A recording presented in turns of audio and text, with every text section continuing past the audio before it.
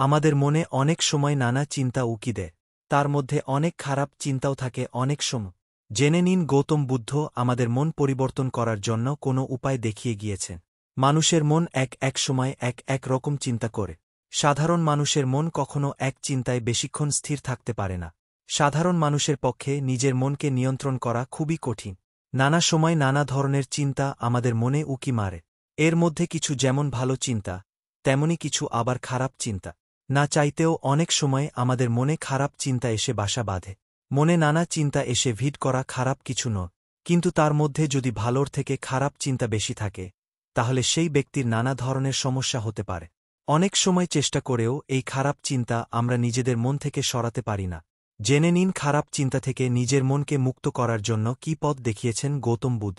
একদিন গৌতম বুদ্ধ তার শিষ্য ভরতকে ভিক্ষা সংগ্রহ করতে পাঠালেন। ভিক্ষা সংগ্রহ করতে যাওয়ার পথে ভরত চিন্তা করতে লাগলেন যে সেদিন তিনি কি ভিক্ষা পেতে পারে। ভরত ছিলেন চন্দ্রবংশের যুবরাজ। বুদ্ধের সংসর্গে তিনি সন্ন্যাস গ্রহণ করেছিলেন। রাজপ্রাসাদে তিনি রাজকীয় খাওয়া দাওয়ায় অভ্যস্ত ছিলেন। কিন্তু এখন তিনি যা ভিক্ষা পাবেন তাতেই সন্তুষ্ট থাকতে হবে। সবিকা নামের এক নারীর বাড়িতে গিয়ে ভিক্ষা প্রার্থনা করেন ভরত। ভিক্ষা পেয়ে ভরত অবাক হয়ে গেলে। তার প্রিয় খাদ্যেই ভিক্ষা হিসেবে তাকে দেওয়া হয়েছে। এরপর ভরত ভাবলেন যে রাজপ্রাসাদে খাবার খাওয়ার পর তিনি বিশ্রাম নিতেন, কিন্তু এখানে তাকে খাবার খেয়ে আবার প্রখর সূর্যের তেজের মধ্যে দিয়ে পায়ে হেঁটে আশ্রমে ফিরতে হবে। কিন্তু তখন সবিকা ভরতকে কিছুক্ষণ বিশ্রাম নিতে অনুরোধ করে। সে কথা শুনে ভরত খুশি হয়ে ভাবলেন যে আজ তার মনের সব ইচ্ছে কিভাবে পূরণ হয়ে যাচ্ছে। ভরত তখন বিশ্রাম নিতে নিতে ভাবলেন যে সেদিন তিনি মনের ইচ্ছে অনুসারে সব কিছু পেলেন, কিন্তু প্রতিদিন এমন হবে না। তখন সবিকা তাকে সেখানেই যতদিন ইচ্ছে থেকে যেতে বলে। তখন ভরত বুঝলেন যে সবকিছু এমনি হতে পারে না। তিনি সবিকাকে প্রশ্ন করলেন, আপনি কি আমার মন পড়তে পারছেন? সবিকা তাকে বললেন, হ্যাঁ।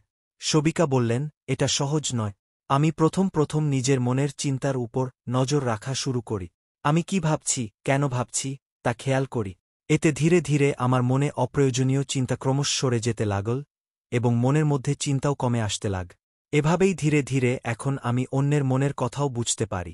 আশ্রমে ফিরে বুদ্ধকে সব কথা জানালেন ভরত।